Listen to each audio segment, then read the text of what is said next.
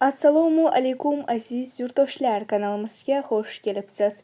Hozir taniqli shifokor, olima Oydin Soliqning haqiqiy tibbiyot kitobini audio shaklida e'tiboringizga havola etamiz. U kishining ilmi va tajribasi barchamizga foydali bo'ladi degan umiddamiz. Ushbu loyihani Oydin Soliqning xotirasiga bag'ishlaymiz. 34-qism o'pkalarni tozalash. Nafas olish va chiqarishning buzilishi.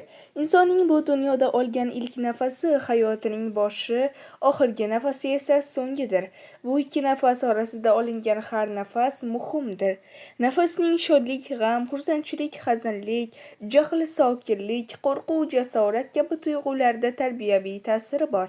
Badan tabiiy nafas yordamida tabiiy tuyg'u, tabiiy tushuncha, tabiiy quvvat va a'zolarning sog'ligini muhofaza qiladi. Chunki nafas badan hujayralarining kislorod, suv hamda ozuqa kabi moddalar bilan muvofiqlashuvini ta'minlaydi. Bu faktorlarning barchasini hisobga olgan holda shuni ayta olamizki, nafas sog'liqni va fikrlarni oziqlantiradigan quvvatdir. Bolaning nafas olib chiqarishiga diqqat qilinsa, u nafas olarkan qornini shishgani, hay tovushi bilan nafas olganini ko'ramiz. Hay Allohning ismi, yaratish energiyasidir. Bola qornini ichga tortib, hu tovushi bilan nafas chiqaradi. Hu Allohning ismi, buzish energiyasidir. Bu nafas tabiiy nafasdir. Inson hay ismi sharifi bilan dunyoga keladi. Hu ismi sharifi bilan dunyodan o'tadi. Sog'lom bola nafas chiqarayotib yig'lay oladi. Nafas chiqarayotib gaplasha oladi. Bu tabiiy nafas olish va gaplashish tarzidir. U hayot bo'yi shunday qolishi kerak. Tabiiy nafas olib chiqargan kishida jigarlarning barcha segmentlari nafas faoliyatida ishtirok etadi va bu holat diafragmani kuchli tarzda harakatlantiradi. Diafragmaning harakatlari bilan ko'krak va qorin a'zolari massaj oladi.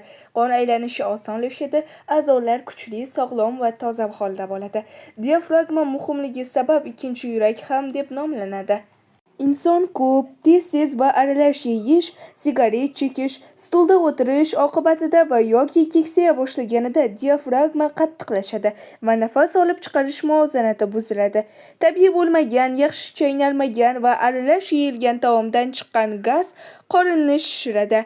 Buning natijasida diafragma qovurg'a suyaklarining tagida yoki oshqozonning ostida harakatsiz qolib ketadi. Qotib qolgan diafragma badanning yetarlicha kislorod olishiga to'sqinlik qiladi va kishining davomli tarzda charchashiga va holsizlanishiga sabab bo'ladi. Bu holatda soatlar davomida stulda o'tirish yoki tor kiyim kiyish ko'krak va qorin bo'shlig'idagi a'zolarda qon aylanishini yanada qiyinlashtiradi. Gaz chiqarishni to'sib, uning qonga aralashishiga sabab bo'ladi. Qon yomon hidli, zaharlovchi xususiyatlar bilan a'zolarga kirib boradi va u yerlarda yangi kasalliklarni keltirib chiqaradi. Normal holatda nafas yo'li bilan olingan quvvat ko'krak muskullarini kengaytirish uchun xarjlangan quvvatdan ko'p bo'lishi kerak.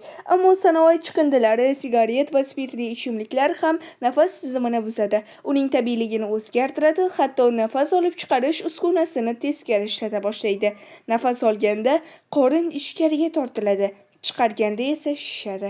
Bu o'pkalarning pastki qismlarini nafas olish chiqarish jarayonida ishtirok eta olmaydigan holga olib keladi va ko'krak muskullarini kengaytirish uchun sarflangan quvvat nafas olish yo'li bilan olingan quvvatdan ko'p bo'ladi.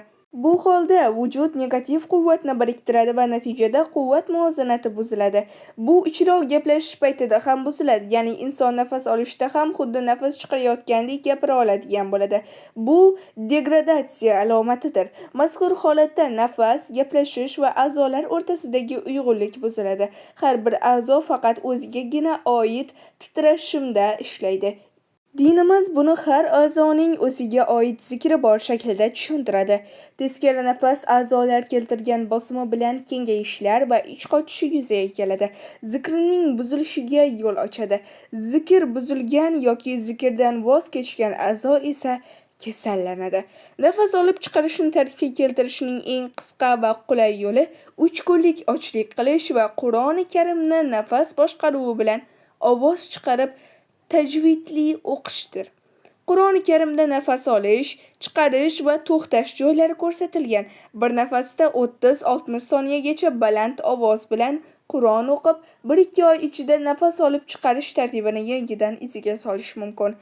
Yugurish, jismoniy mehnat va suzish nafas tartibini yangilashning boshqa yo'llaridir. Ammo to'q qoringa qiroat bilan Qur'on o'qish yoki yugurish, ishlash kabi harakatlar yurak va jigarga zarar beradi. Shu sababdan hofiz va imomlar orasida yurak kasalliklari ko'p uchraydi. Demak, bu ishlarning taomdan kamida 1,5-2 soat keyin qilinishi maqsadga muvofiq bo'ladi. Jigardagi havo yo'llarining torayishiga bog'liq ravishda insonlarning nafas olishini qiyinlashtiradigan surunkali obstruktiv o'pka kasalligining paydo bo'lishiga eng katta sabab sigaret chekishdir. Chekilgan har bir sigaret butun boshli bir sanoatdir. Bu sanoat ayni paytda 4000 turli kimyoviy moddani ishlab chiqaradi. Bu kimyoviy moddalar orasida mutagenlar, toksinlar, taxminan 60 turli kanserogen va shunga o'xshash moddalar bor. Bularning taxminan 20% to'g'ridan-to'g'ri jigar va qonga, 80% esa atrof muhitga va kishilarga zarar beradi. Burunning tiqilib qolishi ham tomoqdagi murtak bezlarining, ya'ni glandalarning shishi, tana haroratining oshishi yoki teridagi qichishmalar kasalliklarga barham berishda foydalidir. Masalan, burun teshiklarining to'lib qolishi simpatik va parasimpatik nerv tizimlari orasidagi muvozanatni ta'minlaydi. Burun to'lgan payt uni kimyoviy moddalar bilan ochishga urinish muvozanatni buzishdir. Piyoz suvi, sedana yog'i, achchiq qovun yoki suvi kabi tabiiy ochuvchilar esa quvvat muvozanasizligiga barham berishda foydalidir. Tiqilgan burunning bir teshigini yopib, boshqasi bilan nafas olib chiqarish qisqa payt ichida quvvat muvozanatini ta'minlaydi va burun tiqilishi tez o'tib ketadi. Pishloq, sut va sut mahsulotlarini haddan ortiqcha iste'mol qilganlar, bularni boshqa taomlar bilan aralashtirib yeganlar, pechenye, chips va shu kabi tayyor taomlarni yoqtiradiganlar, tozalash va kir yuvishda xlorli va kislotali vositalar ishlatadiganlar, sochlari jonsiz va siyrak bo'lganlar va har qanday o'pka kasalligini boshidan o'tkazganlar o'pkalarini tozalashlari kerak. O'pkalarni tozalashga tayyorgarlik. Po'stloqli arpa 3-4 soat iritilgandan keyin o'sha suvda 1-1,5 soat qaynatilib suziladi. Iliqlashib qolgandan so'ng 1 stakan arpa suviga 1 o'rtacha qoshiq asal qo'shib kuniga 2-3 marta ichiladi. Yoki qora zira, toshcho'p, biroz murch va dafna bargi, no'xat, eng yaxshisi qora hind no'xati bilan qaynatib suziladi. Suzilgan suv kuniga 2 marta ichiladi. O'pkalarni tozalashni boshlashdan oldingi 7 kun davomida quyidagi muolaja amalga oshiriladi. Ana shu 7 kun davomida o'pkalarni yumshatuvchi dorilardan biri yoki bir qanchasi qo'shimcha ravishda qo'llaniladi. Bir osh qoshig'ida haqiqiy asal, iliq suv yoki ko'k choy bilan eritiladi va och qoringa ichiladi. Har tongda asal siropi ichgan kishilarning o'pkalari toza va quvvatli bo'ladi.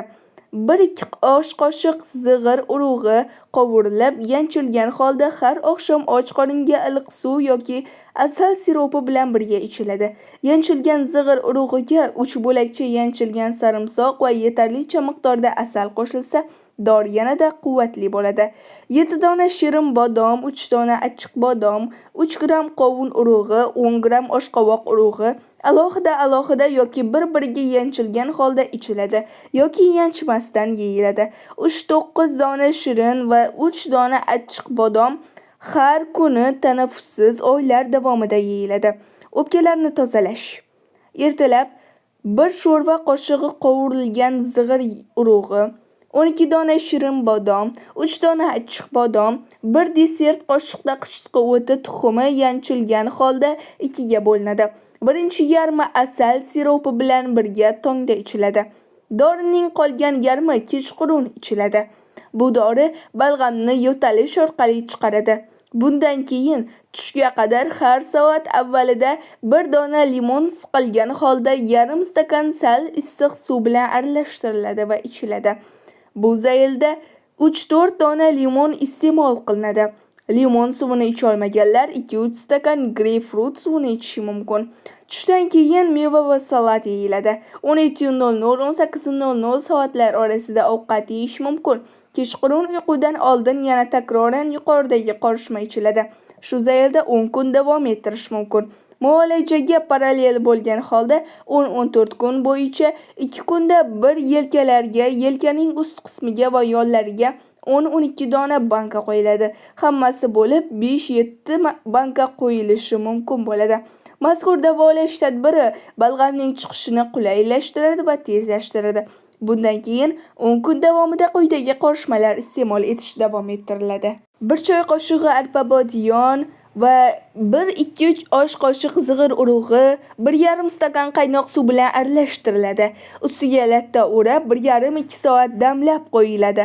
Har kuni ertalab yangisi tayyorlanadi va suzmasdan urug'i bilan birga ichiladi. 50 gram piyoz suvi, 1 osh qoshiq asal bilan qorishtiriladi va har kuni kechqurun yutum-yutumdan ichiladi yoki 1 kilo toza anjir o'rniga 250-300 gram tabiiy bir shaklda quritilgan anjir suv bilan ivitilgan va bir oqshom kutilgan holda qo'llaniladi va 300 gram suv va 1 stakan shakar aralashtiriladi.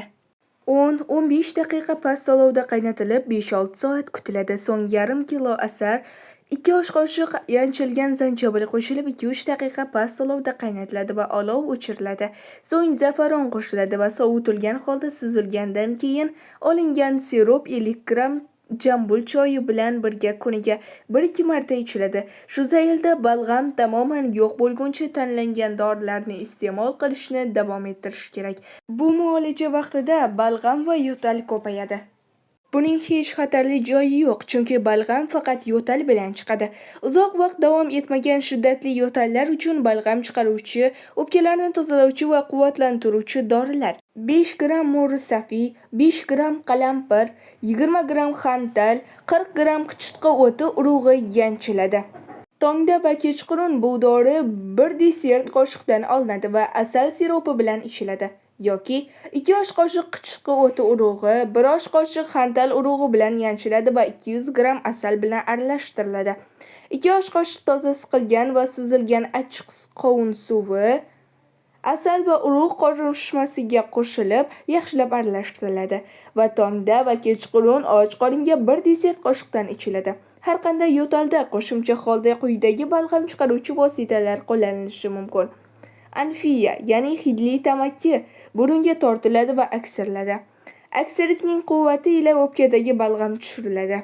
Xurmo, behi, turub, anor danaklarini yeyish, ovqatda qora zira ishlatish, mirt suvi ichish, kuniga 1 hovuch o'rmon yong'og'ini asal bilan yeyish ham balg'amni tushiradi. Nuh alayhissalom sil kasalligiga uchragan vaqtida Allohdan oq uzum iste'mol qilish haqida vahiy keldi. Uni yegach, Nuh alayhissalom shifo topdi deb aytiladi. Qon guruhi A, B va AB bo'lganlar uchun oq uzum qanchalar shifoli bo'lsa, qon guruhi O bo'lganlar uchun ham qora uzum shu qadar shifolidir. Qon va tomirlarni tozalash.